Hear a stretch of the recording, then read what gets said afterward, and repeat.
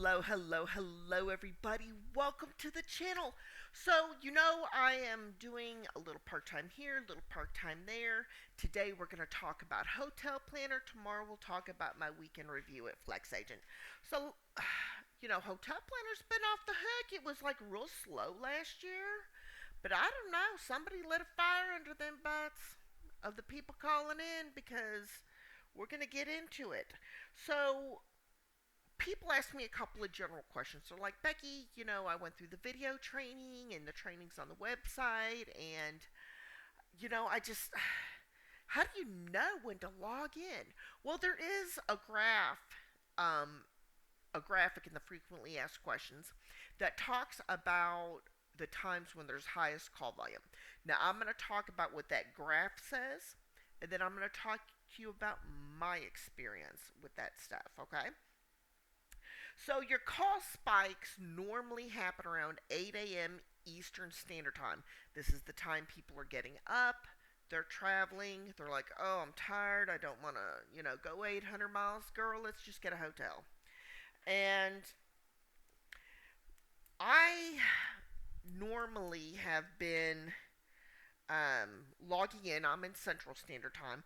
I log in between 10 and 12, which is right around check-in time, check-in time. So I have a lot of calls as far as, hey, we've been on the road since breakfast, 6, 7 o'clock in the morning, and we're getting a little tired. We didn't make it to our destination. I'm looking for a Red Roof Inn in Murfreesboro, Tennessee. Becky, what do you got? Oh, okay. Well, we've got this near I this and this near the interstate that. Um, how close are you to it? So there was that. Another time that is real busy for me that I pick up a ton of calls is between 5 p.m. and 7 p.m. Central Standard Time. It is during this time that I'm finding a lot of people they just finished at the restaurant, they just checked out, they just this, just that. So, yeah, there's been a ton of calls. As a matter of fact, usually when I hop in, there's anywhere from 20. Sorry, that was the cat. There's anywhere from 25 to 50 or more calls in queue for me. So people are asking Becky. Sometimes I hop on, there's only no calls. Becky, sometimes I hop on and there's only a few calls. Why are you getting so many calls, girl? Or why is this Mark who's also a hotel planner? Why is Mark getting so many calls? What's going on? So I actually messed up on a call last week, and I in the recap you got to say it exact, and it prints it out and you just did. But I kind of was like, having a good conversation with the person, and I'm like, you're gonna come in tonight, leave tomorrow, blah blah blah blah blah. I didn't put the dates, and they're like, girl, that's not how a recap goes.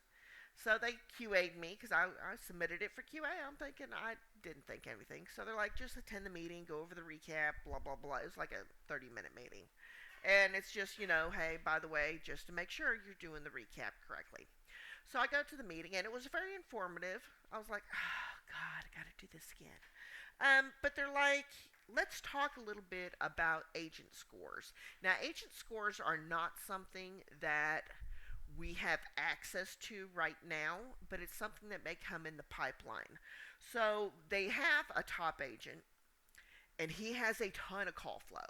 And somebody brought this up. They're like, I know this dude has a ton of call flow because sometimes they have the stats where you take a call, they won't say the full agent's information, they'll be just like boom, but it's always the same person in the top 3 spots. One person, male or female, I don't know because I don't know the first name, but they had the last name and then where they were located and their stat for that. It's high. And they're like, well, yeah, because every time that person picks up the phone, it's $30 minimum on average. Whether they book or don't book, they average $30 per call every time. So, of course, they route them more calls because they make the company money, and of course, that person makes good commission. So, that's kind of what I took from the meeting, and to remember to say the dates for the recap. So, a little bit about my stats. So my average per hour was $17.65. That is a little bit on the higher end for the average rep. The average rep is making between $16 and $18 an hour. That is an increase from 2023 when the average rep was making $14 an hour in commission. So 50% of my bookings were prepaid, so they paid ahead of time. So I will get that money the week after they leave. And 50% of my bookings were not prepaid. They're just like, we're holding the credit information, we'll see you when you get there, or pay at a hotel. Um, the pay at the hotel is a last option, pay cash at the hotel, and it is less commission and it takes longer to pay out, but it does save the sale. So you just kind of got to balance things out. You want to do as much prepaid as you can.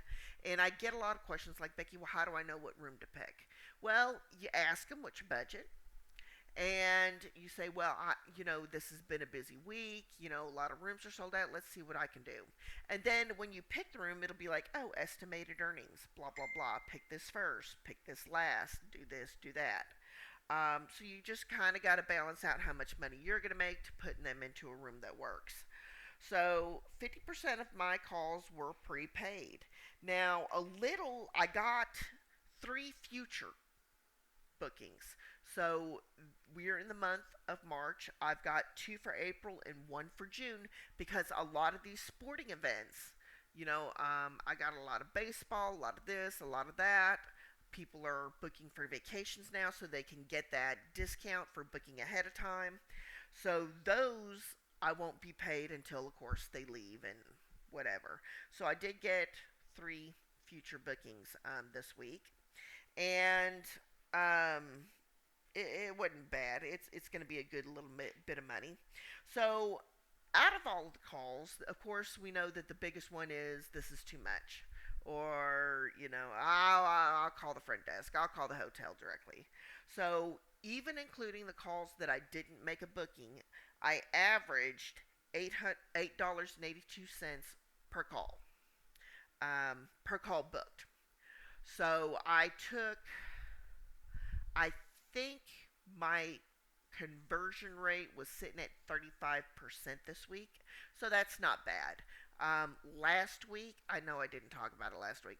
Last week it was 42, so it kind of lowered a little bit, but we had a lot of people asking as far as for the weekend, and the weekend's busy. Hyatt, it's booked out. I'm sorry, there's a convention this weekend. A lot of places in Florida and vacation destinations just booked out. And some of them you just can't get a room for them. You're just like, look, I don't have any rooms available. Can I find a hotel near there? There's a few near there, so let me book you one there. Um, but average call book is not bad. I really have been stressed not to answer a lot of questions. Just, oh, you need to call the front desk. I only book reservations. So if you're ready to book, I can help you. But otherwise, you need to call the front desk and ask that question. If it's not pertaining to booking, if it's just a general, oh, I just want the information about this, then they need to call the front desk and you can push a button and text them that number. So that's kind of what my weekend review was in Hotel Planner. Is it worth it? It is as a part-time thing. I know some people do full-time, but for me and most people who are agents with Hotel Planner, we are doing this part-time. And once more, my average per hour was $17.65. Thank you for watching the full video. My name is Becky, and you have a great day.